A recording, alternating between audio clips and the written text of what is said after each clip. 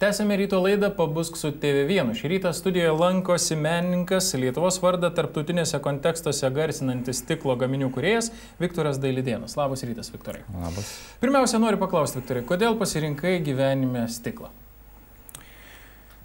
Ko gero, paprasčiausiai, galim sakyti, nuo vaikystės esu apsuptas meniniškos dvasios ir greičiausiai dėl to aš gan anksti domėjausi skulptūrą ir jau, kaip sakant, bręsdamas supratau, kad man reikia studijuoti skulptūrą ir aš ieškojau nišos ir Kaune tiesiog suradau naują medžiagą, tai buvo stiklas, jinai mane papirko savo paslaptingumu ir galimybėmis. O Lietuvoje stiklo meno kūriniai pakankamai vertinami ar ne?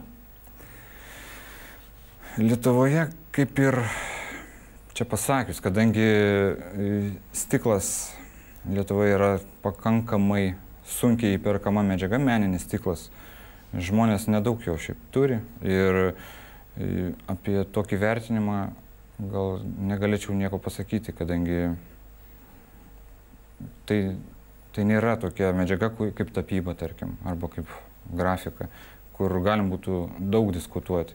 Kadangi stiklo menininkų nėra daug, jų yra mažai, ir jie yra, tarkim, unikalūs ir čia jau reikia specifikos. O kurioje valstybėje daugiau, sakykime, tai yra populiaru? Aš vis 10 balų duodu Skandinavijai, ta prasme, tai švedai, suomiai.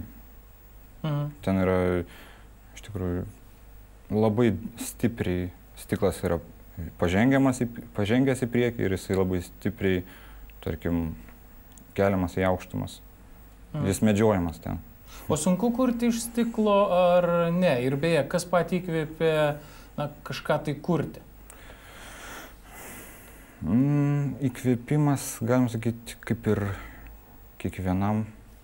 Tai yra aplinka, gamta, tiesiog situacija, gyvenamoji. Tiesiog aplinka galbūt didžiausiai įtaką daro. Šiuo metu, kiek žinau, Vilniuje galerijoje Meno niša vyksta paties personalinė paroda. Jeigu trumpai apie parodą, kas ten eksponuojama ir ar apie tai, ką mes kalbame, taip pat galima sužinoti nuėjus į tą parodą. Taip, šioje parodoje ten eksponuojami yra mano maždaug 3 metų darbai. Aišku, yra šiek tiek senesnių. Tai tie senesni yra, galim sakyti, mano praeitos kūrybos atraminiai žingsniai, nuo kurių aš, tarkim, einu link sekančio žingsnio. Ir ten galima visą tą retrospektyvą pamatyti parodoje. Ir, tarkim, darbai surinkti, sakau, tų metų bėgyje ir pabuvoja, tarkim, kai kurie iš jų Vokietijoje šią vasarą praeitą parodose. Ir Dresdene ir Berlyne ir iš tikrųjų turėjo pasisekimo ir kaip tik jie yra eksponuojami čia Meno nišoje galerijoje. Kiek laiko truks paroda, jeigu žiūrovai susidomėjo ir nori aplankyti? Šiaip jinai nuo vasario prasidėjo ir truks iki kovo pabaigos. Žodžiu, galima apsilankyti be jokių problemų dar suspėti, ar ne? Jo, visi, prašom. Na kągi, ačiū tau, kad šį rytą atvykai pas mus į studiją. Priminsiu televizijos žiūrovams, jog šį rytą studijoje svečiavosi Lietuvos vardą tarptautiniuose kontekstuose garsinantis stiklo gaminių kūrėjas Viktoras Dailidėnas.